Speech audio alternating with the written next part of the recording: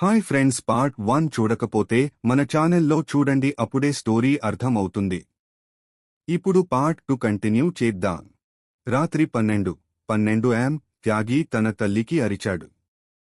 అమ్మా, అది చెప్పింది ఈ అడవిలోనే నా తండ్రి. అది ఏమీ వద్దు. త్యాగి తండ్రి అక్కడే ఉన్నారు. అయితే త్యాగి అడవిలో వెళ్ళిపోయాడు. గదిలో పడి ఉన్నది బొమ్మతో త్యాగి బూట్లు మాత్రమే. సీమ మళ్లీ నవ్వింది. బొమ్మ అక్కడే, తలమునక వద్దు. ఇప్పుడు ఈ లోకమంతా నా ఆట స్థలం. ఫోరెస్టర్ మొక్కలపై, పంజరాలపై శబ్దాలు మొదలయ్యాయి. జంతువులు, పక్షులు. శరత్, అనుష, కృష్ణ గ్రామ సభ్యులను కోరుతూ హైదరాబాదుకు వచ్చారు. వారు సీమ, త్యాగి, బొమ్మ త్రిభువన కలయికు కనిపించారు. శరత్ తాత్కాలికంగా పూజారిని పిలవించగా చందన గిరిజన మరోసారి యాగం సిద్ధం చేశాడు. అయితే రాత్రి 12:00కి ఇది చివరి యాగం కాదు. దేవునితో చేసిన వాగ్దానం కాని, మంత్రబలమే కాక ఈ ప్రదేశంలో ఆ ఆత్మకు ఇంకా శక్తి మిగిలి ఉంది. చందన గిరిజన పూజారి చెప్పిన మాటలు ఇంకా విన్నవే. ఇది చివరి యాగం కాదు. ఆ బొమ్మలో ఉన్నది తీరని ఆత్మ కాదు, అది కాడాల మధ్య చిక్కుకున్న శాపగ్రస్త చైతన్యం. ఈ మాటల తర్వాత గెస్ట్ హౌస్లో లైట్లు వందలెక్కలు మినహాయించి ఆఫ్ అవడం మొదలైంది. వెంటనే బయట గాలి తిరుగుతుండగా సీమా గాయం తలుపు తీయకుండా ఉరిగిపోయింది. శరత్కు ఒకే ఒక్క ఆలోచన: త్యాగిని బతికించాలి. బొమ్మ లోపల ఏముందో తేల్చాలి. పూజారి ఒక పెద్ద నారింజ రంగు తామర గింజతో చేసిన మంత్రాన్ని శరత్ చేతికి కట్టాడు. అడవిలోకి ప్రవేశించిన శరత్ అడవిలో 3 కిలోమీటర్ లోపల ఓ పాత నీళ్లు లేని బావి గుండ్రంగా కాకుండా భూమిలో చీలికలా ఉంది. అక్కడే చిన్న పాదముద్రలు. బొమ్మ తలపైన పగిలిపోయిన గుడ్డతో కనిపించింది. శరత్ దగ్గరికి వెళ్లగానే చీకటి లోపల నుంచి ఒక స్త్రీ శబ్దం: ఆ బావిలోనే నా ముళ్ల రక్తం. నన్ను తీసినవాడు నేనే కాదు. చందన గిరిజన పూజారి మూల కథ చెప్పాడు. ఈ బొమ్మ ఫరీదా అనే 9 ఏళ్ల బాలికదే. 35 ఏళ్ల క్రితం ఓ బ్రహ్మగారి కుమారుడు ఫరీదాను బలి ఇచ్చాడు. అడవిలోని యజ్ఞంలో బాలికను బలిగా వేశారు. ఆమె రక్తాన్ని బావిలో పోశారు. బొమ్మను మంత్రాలతో నిండా నింపి ఆత్మను లోపల బంధించారు. ఆమె అంత మటుకు అమాయకురాలిగా కనిపించినా ఆమె మనసు పూర్తిగా మానవత్వం కోల్పోయింది. ఆమె అసలు లక్ష్యం తనలా మరొకరిని తీసుకోవడం, బాలికల ఆత్మను తోడుగా మార్చడం. శరత్, అనుష, పూజారి కలిసి ఫరీదా బొమ్మను పట్టుకుని బావి వద్ద యాగం మొదలుపెట్టారు. చందన గిరిజన గాలి తీగతో శరీరానికి తలుపులా జపం చేశాడు. మంత్రాల మధ్యలో బొమ్మ అలజడి చెందుతుంది. బొమ్మకి దగ్గరగా ఉన్న చిన్న నీలం వెలుగు లేత వలె మిగిలింది. నా ఆట ముగియదు అని బొమ్మ నుంచి శబ్దం. మంత్రం శక్తితో బావిలోంచి పెద్ద ఉరుములాంటి శబ్దంతో పొగ ఉప్పొంగింది. సీమ అపస్మారకంగా పడిపోయింది. బావి మూసివేశారు. బొమ్మను రాతితో నలిపి తిప్పించారు. 1 సంవత్సరం తర్వాత శరత్, అనుష ఇద్దరూ పిల్లల కోసం ఓ ఆశ్రమం స్థాపించారు. త్యాగి పూర్తిగా కోలుకున్నాడు. సీమ అమెరికాలో చదువు. అయితే ఆ ఆశ్రమంలో ఒక చిన్న అమ్మాయి ఒక బొమ్మతో ఆడుకుంటూ ఇలా అన్నది: ఇది నా ఫరీదా స్నేహితురాలు. శరత్ స్థాపించిన పిల్లల ఆశ్రమం పేరు ఆదిత్య ఆశ్రయం. అక్కడ ఒకరోజు 8 ఏళ్ల అమ్మాయి హంసిక ఒక పాత బొమ్మతో ఆడుకుంటూ ఇలా అంటోంది: ఇది నా ఫరీదా అక్కయ్య, రాత్రికి నన్ను పిలుస్తుంది.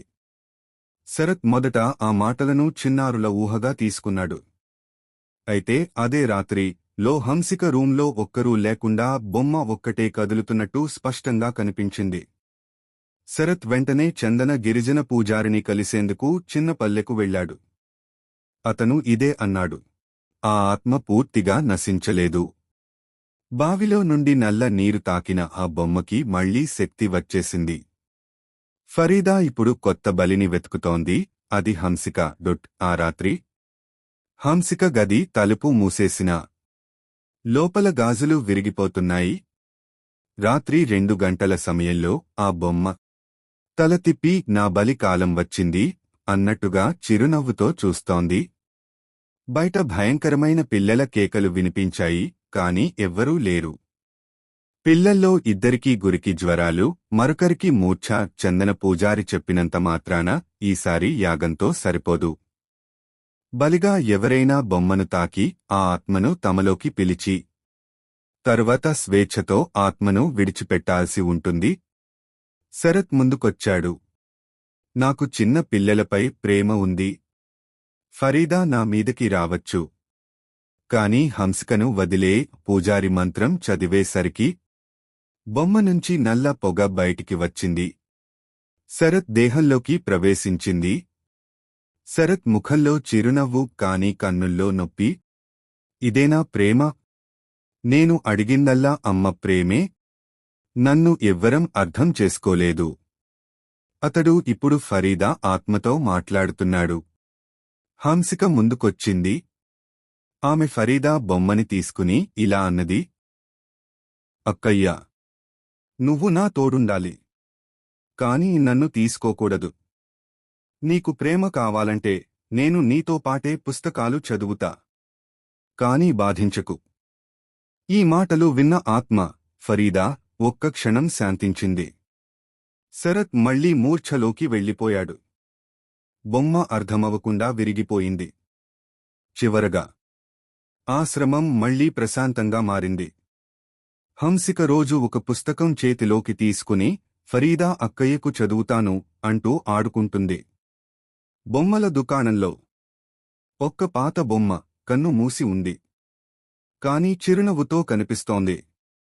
ఫరీదా ఆత్మపోయిందని అనుకున్నప్పటికీ ఆశ్రమంలో వింత సంఘటనలు మళ్లీ మొదలయ్యాయి. హంసిక రాత్రివేళ ఒక్కరే ఉన్నట్లే మాట్లాడుతోంది. గదిలో వేసుకున్న పూలమాలలు ఎండిపోతున్నాయి. పూజారి పెట్టిన రక్షాతంతు అర్ధరాత్రికి చిందుర్లా విరిగిపోతుంది. శరత్ తలదించుకుని ఆలోచించడంతో ఓ పాత పత్రం గుర్తుకు వచ్చింది. ఆశ్రమ స్థలం కొనుగోలు చేసే ముందు అక్కడ ఒక మానసిక శాంతి కేంద్రం ఉండేది. అక్కడ చందాదేవి అనే ఒక మేనేజర్ ఫరీదాను చాలా సంవత్సరాలుగా ఆట పట్టిస్తూ ఆమెను కృష్ణమ్మ బావిలోకి తోసిందట. దాని ఆధారంగా మిగిలిన పాత పనిచేయువారు అన్నీ తూచుతూచి బయటపెట్టారు. ఒక ఆశ్రమ వాలంటీర్ అన్విత ఉద్దేశించకుండా ఇలా చెప్పింది. హంసిక బావిలోకి తల చూస్తే భయపడదే. అంతేకాదు, బావి దగ్గర ఒకరిని అక్కయ్య అంటూ పలుకుతోంది. పూజారి మాటల్లో కొత్త వింత వచ్చింది. హంసిక ఒక పునర్జన్మలో. ఫరీదా చనిపోయే ముందు ఆమెకు ఇచ్చిన మాటను మర్చిపోలేదు. ఆ పదునైన అనుబంధమే ఇప్పుడు ఫరీదాను ఆమెతో కట్టిపడేసింది. శరత్ వెంటనే గర్భపాత్ర ఉన్న పాత బావిని చెక్కించాడు. ఆలోచన లోతుగా వెళ్లగానే అక్కడ పాత గొడ్డలి, పుస్తకం మరియు ఒక చిన్న పడుచురాలికి చెందిన నిండుచేసిన తలబుట్ట లభించాయి. పూజారి స్పష్టంగా అన్నాడు. ఆ శవాన్ని పుణ్యస్థలంలో పాతించి ఆమె పేరుతో ఓ పిల్లల విద్యాలయాన్ని ప్రారంభిస్తే ఆత్మ శాశ్వత శాంతి పొందుతుంది. శరత్, హంసిక సహా ఆశ్రమ పిల్లలంతా కలిసి ఫరీదా విద్యాలయానికి శంకుస్థాపన చేశారు. బావిలో లభించిన అవశేషాలు ఆమె పుస్తకంతో పాటు పుష్పాలాపణ చేసి గాంధర్వ రీతిలో సమర్పించబడ్డాయి. ఆ రోజు రాత్రి శరత్ కలలో ఫరీదా తెల్ల దుస్తుల్లో కన్నీటి చిరునవ్వుతో ఇలా చెప్పింది. ఇప్పుడు నాకు తృప్తి. నా ప్రేమను చిన్నారులు గుర్తించారు. నా కోసం ఒక ఆశయాన్ని నిలిపారు. ఒక చిన్న అమ్మాయి పవిత్ర ఆశ్రమంలోకి కొత్తగా చేరింది. ఆమె గదిలో ఒక చిన్న పాత బొమ్మ ఉంది. ఆమె మాట్లాడుతూ ఇలా అంటోంది. నన్ను రాత్రి ఎవరో చూశారు. వాళ్ళు చాలా నల్లగా ఉన్నారు. కానీ ముసుగేసుకున్న నా ఫ్రెండ్ ఆశ్రమంలోకి కొత్తగా వచ్చిన 6 సంవత్సరాల పవిత్ర అనే అమ్మాయి ఎప్పుడూ ఓ పాత బొమ్మను ఒడిచే ఉంచుకుంది. ఒక రాత్రి హంసిక పవిత్రను చూస్తూ అడిగింది. నీ బొమ్మ పేరు ఏంటి? పవిత్ర నవ్వుతూ, దీది పేరు రుక్సానా అక్క. అది నన్ను రాత్రి నిద్రపోయేలోగా గాని వదలదు. ఒక రాత్రి హంసికకి బాగా నిద్రలోనూ భయానక శబ్దాలు వినిపించాయి. బయటికి వస్తే పవిత్ర నిద్రలో మాట్లాడుతోంది. రూక్సానా, నాకు ఇంకేమీ బాధ పెడకు. నేను ఎవరికి చెప్పను. శరత్ ఆ బొమ్మను తీసి పరిశీలించాడు. దానిలో ఒక చిన్న రేఖాచిత్రం మరియు ఒక పేరుతో కూడిన పేపర్ ఉంది. ఈ బొమ్మను ఎవరి చేతిలోనైనా సరే దాని నిశ్చలమైన కళ్లలో చూడొద్దు. ఇది చూస్తూనే ఉంటుంది. 1967 ముంబ్రా ప్రాంతం, మహారాష్ట్ర. ఆ బొమ్మలోని కళ్లకి భిన్నమైన తాపం ఉంది. చూసినవారికి నిద్రలో తీవ్ర ఒత్తిడి. శరత్ పాత రికార్డులు తిరగబెట్టి తెలుసుకున్నాడు. రూక్సానా అనే పాప 1967లో ముంబ్రా అనే చిన్న గ్రామంలో తన అన్న చేతిలో హింసకు గురై మరణించింది. చనిపోయే ముందు తన బొమ్మలో ఆత్మను ఉంచిందని గ్రామస్థులు నమ్మేవారు. ఒకసారి అది చందాదేవి, ఫరీదాను హింసించిన ఆమె చేతికి వెళ్ళింది. అప్పటినుంచి చందాదేవి ప్రవర్తన మారిపోయింది. పూజారి బలంగా సూచించాడు, ఆ బొమ్మను భస్మం చేయడం ద్వారా ఆ ఆత్మను ఆపలేం. కేవలం దాన్ని గుర్తించి శాంతి కలిగించాలి. హంసిక పవిత్రను పక్కన పెట్టి అడిగింది, రూక్సానా నీతో ఏం మాట్లాడుతుంది? పవిత్ర అమాయకంగా చెప్పింది, అమ్మా అని పిలవమంటుంది. నన్ను ఎప్పటికీ విడిచిపెట్టవద్దంటుంది. రాత్రి 12 గంటల సమయంలో ఆశ్రమ గోడలపై వాక్యాలు కనిపించసాగాయి. నన్ను వదిలిపెట్టిన అమ్మలను వెతుకుతాను. ఇంకా నన్ను ఎవరూ తలచడం లేదు. పాపలు ఎప్పుడూ మరిచిపోలేరు. వీటిని చూసిన ఆశ్రమ సిబ్బంది తీవ్ర భయంతో గ్రామం విడిచి వెళ్లే ప్రయత్నంలో ఉన్నారు. హంసిక కలలో ఓ చిత్రం చూసింది. ఒక బావి వద్ద నిలబడిన రూక్సానా, ఆమె వెనుక ఫరీదా. ఇద్దరూ చిన్నారులుగా నవ్వుతూ మాట్లాడుకుంటున్నారు. ఫరీదా స్వరం వినిపించింది, ఇదే నాకు తక్కిన బాధ. రూక్సానాను నేనెన్నడూ కాపాడలేకపోయాను. పవిత్ర తన బొమ్మతో మాట్లాడుతూ ఒకరోజు ఇలా అంటోంది, రూక్సానా అక్క చెప్పింది, ఇంకొకరిని వెతకమంది. ఆమె పేరు మందాకిని. హంసిక ఉలిక్కిపడి గూగుల్లో వెతికింది. మందాకిని, ముంబ్రా, 1967 అమ్మాయి అదృశ్యం. హంసిక గూగుల్లో పరిశోధన చేస్తూ తెలిసింది. మందాకిని ముంబ్రాలో 1967లో పుట్టిన బాలిక. రూక్సానా చిన్నప్పటి స్నేహితురాలు. ఒకరోజు ఇద్దరూ ఆడుకుంటూ ఉన్నప్పుడు ఒక పాత ఇంట్లోకి వెళ్లిపోయారు. అప్పుడు రూక్సానా చనిపోయింది. కానీ మందాకినే ఆ ఇంటి గురించి ఎవరికీ చెప్పలేదు. తర్వాత ఆమె కూడా అదృశ్యమైంది. శరత్ ఒక పూజారి దగ్గరకు తీసుకెళ్లి పవిత్ర చేతికి పూసల మాల పెట్టాడు. ఆ పూసల మాలను వేసిన వెంటనే పవిత్ర శరీరం ఒక్కసారిగా పగిలినట్లుగా చెక్కిళ్లు పగిలిపోతున్న శబ్దం వినిపించింది. పవిత్ర గట్టిగా అరిచింది. రూక్సానా ఒక్కరే కాదు, మందాకిని వస్తోంది. ఆశ్రమ గేట్ దగ్గర ఉన్న పాత గడియారం ఒక్కసారిగా ఆగిపోయింది. 1967 నవంబర్ 13 సాయంత్రం 4:04. ఇది రూక్సానా చనిపోయిన సమయం అని హంసికకు తెలిసింది. అయితే అదే సమయంలో పవిత్ర గదిలో ఒక చిరిగిన పేపర్ తేలింది. నేను నిజం చెప్పితే నన్ను చంపేస్తారన్న భయం. రూక్సానా కోసం వెళ్తున్నాను. మందాకిని, శరత్, హంసిక, పవిత్ర ముగ్గురు ఆశ్రమం వెనుక ఉన్న పాత బావి వద్దకు వెళ్లారు. ఆ బావిలోకి ఒకప్పుడు మందాకిని దూకినట్టు రికార్డు ఉంది. అక్కడ నూనెతో వెలిగిన దీపం పెట్టారు మరియు పూజారి ఒక మంత్రోచ్చారణ చేశాడు. వెంటనే బావిలోంచి చల్లని గాలితో పాటు పిల్లల నవ్వులు వినిపించాయి. కాని అది మామూలు నవ్వు కాదు. అది కేకలు కలిసిన నవ్వు. పవిత్ర తన స్వరాన్ని మార్చుకుని రూక్సానా మరియు మందాకినిల గళాలతో ఇలా చెప్పింది, మా మాట ఎవరూ వినలేదు. మాకు న్యాయం దక్కలేదు. కాని ఇప్పుడు ఎవరు వదలరు. ఒక చిన్న మచ్చ తిరిగి బావిలోకి మాయం అయింది. హంసిక పూజారిని అడిగింది, ఇవాల్టితో దీన్ని ముగించాం అనుకోవచ్చా? పూజారి సూటిగా చెప్పాడు, ఆత్మలు శాంతి కోరుకుంటాయి, కాని ఆచారం కాదని మరిచిపోతే మరల వస్తాయి. ఇది జరిగిన 2 నెలల తర్వాత ఆశ్రమంలోకి కొత్త పిల్ల వచ్చింది. ఆమె పేరు నవీన. ఆమె చేతిలో బొమ్మ ఉంది, పెద్ద కళ్ళు, పాత దుస్తులు, పైన రాసి ఉంది మందాకిని. 1967 ఆశ్రమంలోకి వచ్చిన నవీన అనే కొత్త అమ్మాయి నిశ్శబ్దంగా ఉండేది. ఇతర పిల్లలతో ఆడదు. ఒక పాత బొమ్మతోనే మాట్లాడేది. ఆ బొమ్మను చూస్తే అందరికీ అసహ్యం కలిగేది. తలకెత్తిన జుట్టు, కన్నుల్లో నల్ల మచ్చలు, నల్లగా పాడైపోయిన కళ్ళు, తప్పిపోయిన బొమ్మ. దానిపై రాసి ఉంది మందాకిని 1967. హంసిక దీన్ని చూసి షాక్ అయ్యింది. ఆమె ఆ బొమ్మను తీసేసే ప్రయత్నం చేయగానే నవీన ఒక్కసారిగా అరిచింది. ఇది నా స్నేహితురాలి స్మృతి. ఒక రాత్రి నవీన పడుకుంటే ఆ బొమ్మ యథార్థంగా మాట్లాడడం మొదలుపెట్టింది. పిల్లల అరుపులు, చీకటి గోలలు ఆశ్రమంలో వినిపించాయి. ఆ బొమ్మలో మందాకిని ఆత్మ ప్రవేశించిందని హంసిక అర్థం చేసుకుంది. బొమ్మ వదలకపోతే మిగతా పిల్లలపై దెయ్యం విపరీతంగా ప్రభావం చూపుతోందని శరత్ చెబుతాడు.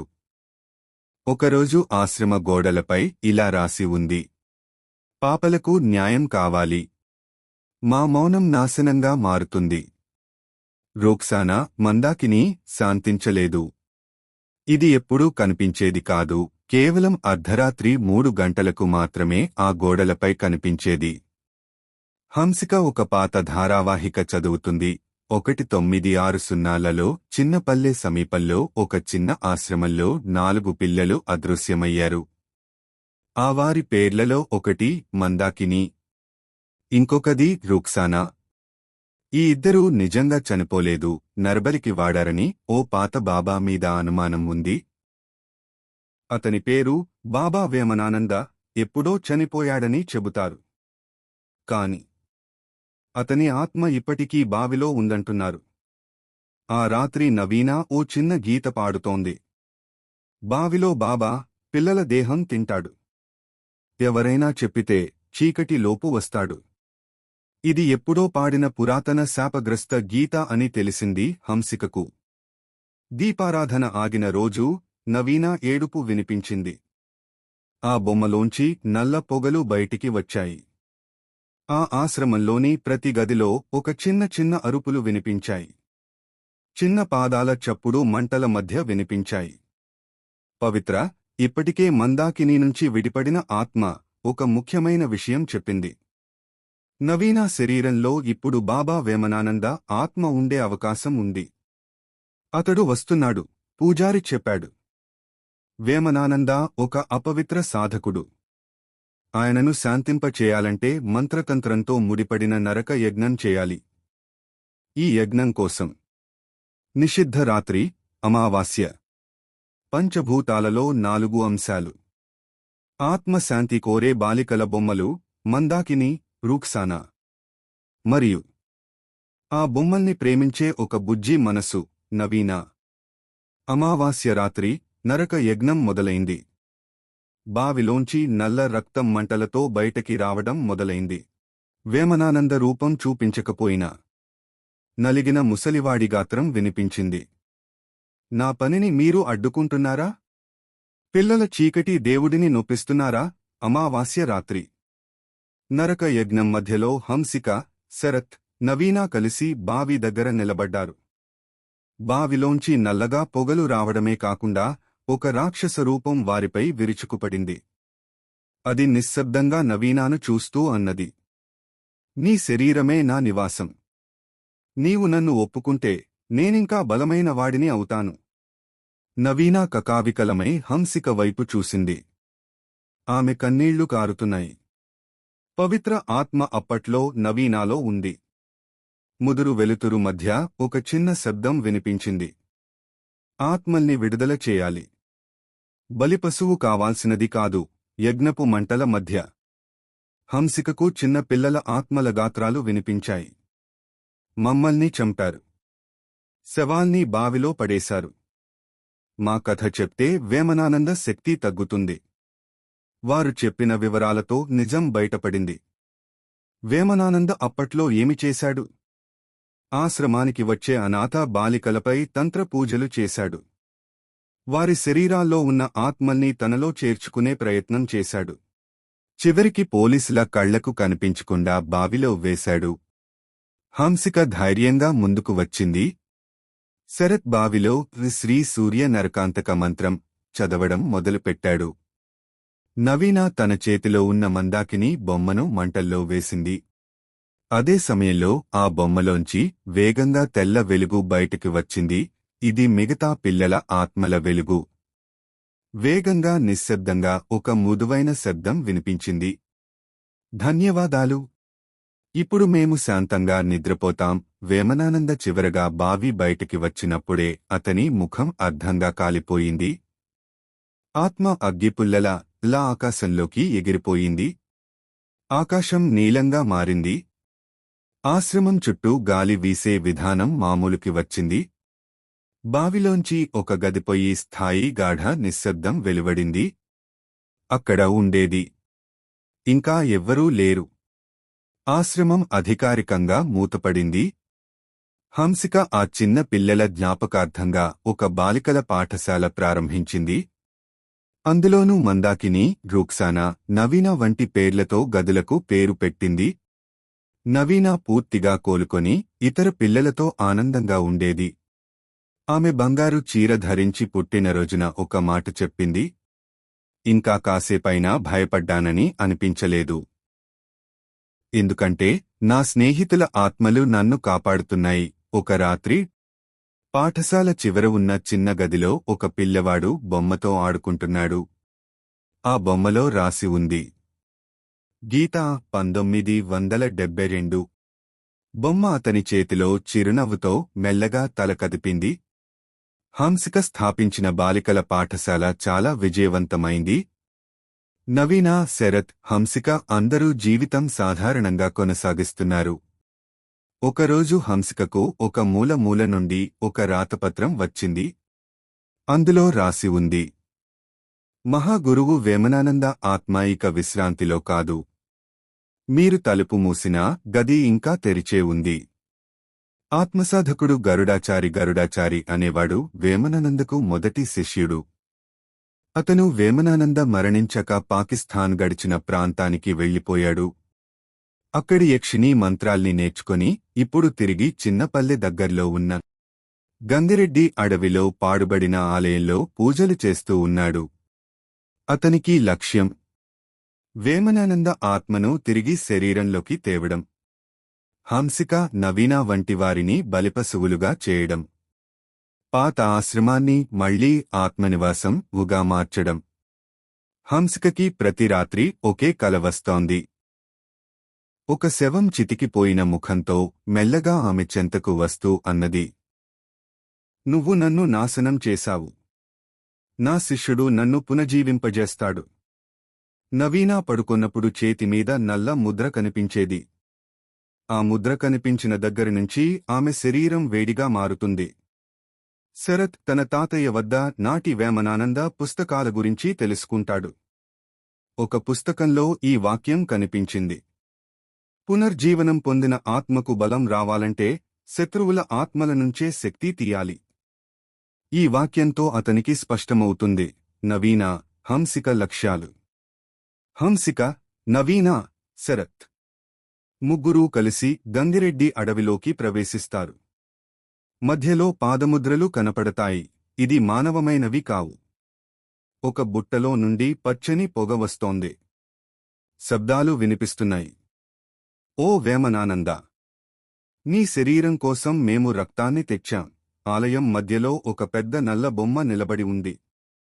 అతను చేతిలో ఒక చిన్న బుడ్డోడ్ని పట్టుకుని ఉన్నాడు. పక్కనే బావిలోంచి పొగలు, రక్తపు బొట్టుల మిళితం ఉన్న నీళ్లు పైకి వస్తున్నాయి. గరుడాచారి మెల్లగా నవ్వుతూ అన్నాడు, మీకోసం ఎదురు చూశాం. నీవు నాకు తలపాగా ఇచ్చినవే. ఇప్పుడు నీ శక్తిని పీల్చుకుంటా. హంసిక చేతిలో పుస్తకం ఒకటి తీసుకుని ఆత్మ పునర్విమోచన మంత్రం చదవడం మొదలుపెట్టింది. శరత్ నెత్తురుతో బావి చుట్టూ రేఖ వేశాడు. ఇది తంత్ర ప్రవేశ నిరోధకం. నవీన తన శరీరం నుండి వెలువడిన వెలుగుతో గరుడాచారి తలపై స్పర్శ చేసింది. ఆ స్పర్శతో గరుడాచారి శరీరం నుండి ముదురు పొగ బయటకి వచ్చి అటూ ఇటూ పాకుతూ కనిపించేది. వెంటనే గరుడాచారి కిందపడిపోయి తలబద్దలయింది. గరుడాచారి మరణించిన ఆ శక్తి బావిలోకి వెళ్ళిపోయింది. హంసిక చెప్పిన చివరి మాట. ఇక్కడ ఏదో ఇంకా జీవించుతుంది. వేమనానంద మరణించలేదు. అతడు రాబోతున్నాడు. గరుడాచారి మృతి తరువాత వాతావరణం కాస్త శాంతంగా అనిపించింది. అయితే రాత్రిపూట హంసిక బల్లికల పాఠశాల వద్ద గొప్పగా బావి దగ్గర బుడ్ల శబ్దాలు వినిపించాయి. ఒక బాలిక బావి దాటేటప్పుడు ఒక్కసారిగా పడిపోయింది. కాని బయటకు ఎక్కిపోయింది. తన కళ్ళు పూర్తిగా నల్లగా మారిపోయి ఉంది. ఆమె నోరు ఒక్క మాట పలికింది. ఆయన వచ్చాడు. శరత్ గంగిరెడ్డి అడవిలో మళ్లీ వెళ్లి గరుడాచారి మృతదేహాన్ని చూసి షాక్ అయ్యాడు. అతడి శరీరం అదృశ్యమైపోయింది. దానితోపాటు వేమనానంద అస్థిపంజరానికి పక్కన మంత్రగదిని చెరిపేశారు. అంటే ఎవరో వేమనానంద శరీరాన్ని తిరిగి శక్తితో కూడినదిగా మార్చే పనిలో ఉన్నారు. హంసిక పాఠశాలలో 3 పిల్లలు రోజుకోసారి అవధుల్లేని నిద్రలోకి జారుతున్నారు. వాళ్ల కళ్లలో నల్ల మంటలు కనిపిస్తున్నాయి. ఒక చిన్నారి గోడపై వ్రాసింది, శరీరంలోనికి శక్తి వస్తోంది. నవీన ఇది చూసి తలదించుకొని తనమీద ఏదో ప్రభావం ఉందని గ్రహించింది. ఆమె రాత్రిపూట నిద్రలో మాట్లాడుతూ ఇలా అంటోంది, శరీరం తీసుకెళ్లాలి. బలిపశువు సిద్ధంగా ఉంది. శరత్ ఓ నిర్ణయం తీసుకుంటాడు. వేమనానంద శక్తిని పూర్తిగా నాశనం చేయాలంటే ఆదిశక్తి స్థలానికి వెళ్లాలి. తలమల అరణ్యంలోని శక్తి యంత్రం చేతిలోకి తీసుకోవాలి.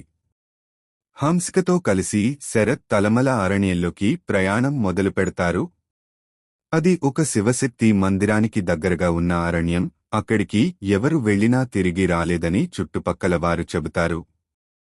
అరణ్యంలో అడుగు పెట్టిన మొదటి గంటకే శరత్ ఎడమ కన్ను సడన్ గా బ్లర్ అవుతుంది. ఆలయంలోకి చేరకముందే ఒక గుహల దగ్గర ఒక శబ్దం, నీ శక్తి అవసరం. ఒక పాము లాంటి శరీరంతో మనిషి తలతో ఉన్న జీవి హంసికను పట్టుకుని గుహలోకి లాగుతుంది. శరత్ వెంటనే శక్తి యంత్రాన్ని కనుగొని శివమంత్రం చదివి దానితో ఆ జీవిని తిప్పికొడతాడు. చిన్నపల్లె ఆశ్రమంలో అప్పటికే జరుగుతున్న తంత్ర పూజల ద్వారా వేమనానంద మిగిలిన శక్తి అతని పాత శరీరంలోకి వచ్చేసింది. అతను మెల్లగా కళ్ళు తెరిచాడు. చెప్పిన మొదటి మాట, ఇప్పుడు నా పని పూర్తవుతుంది. హంసిక నాది కావాలి. పాఠశాలలో పిల్లలకి నీరు తాగాలన్నా చేతులు వణుకుతున్నాయి. రాత్రిపూట వాళ్లు కూర్చున్న గదిలో తలుపులు తడతడలాడుతున్నాయి. ఒకరోజు ఒక చిన్నారి తన తల కింద బలిష్టగాత్రంతో ఇలా అన్నాడు, హంసిక, నీవు ఆలస్యపడినా అతడు వస్తున్నాడు. తలమల అరణ్యంలో శివశక్తి యంత్రాన్ని చేతబట్టి హంసిక ఒక శక్తి పూజ చేస్తుంది. ఒక వెలుగు ఆమెను చుట్టేస్తుంది. ఆమె చేతులు జ్యోతి శక్తితో నిండుతాయి. అప్పుడు ఆమె స్పష్టంగా చూసింది వేమనానంద శరీరం ఆశ్రమంలో ఉన్నట్టు. ఆమె ఒక్క మాట, తయారవ్వండి. నరకపు తలుపు తెరుచుకుంటోంది. హంసిక శరత్ తలమల అరణ్యంలో శివశక్తి యంత్రం ద్వారా శక్తిని సంపాదించి చిన్నపల్లె ఆశ్రమం దారిపట్టారు. పాలిబడి పిల్లలపై వేమనానంద శరీరం పూర్తిగా ప్రభావం చూపించడం మొదలైంది. చిన్న పిల్లలు నిద్రలో ఆయన వచ్చారు. బలిపశువుల రక్తం కావాలి.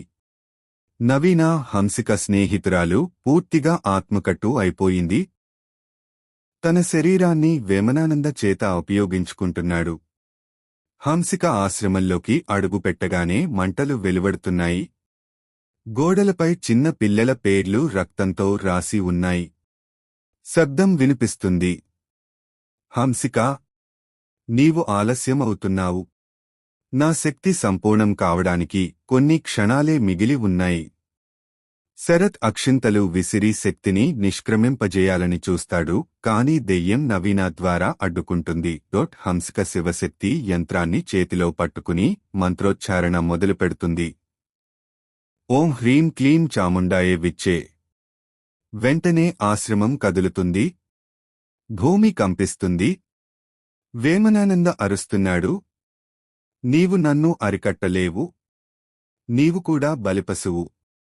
అతని చేతిలో నవీన శరత్ లాగే లాక్కొని పడేసి రక్తపు వలయంలో బంధిస్తాడు.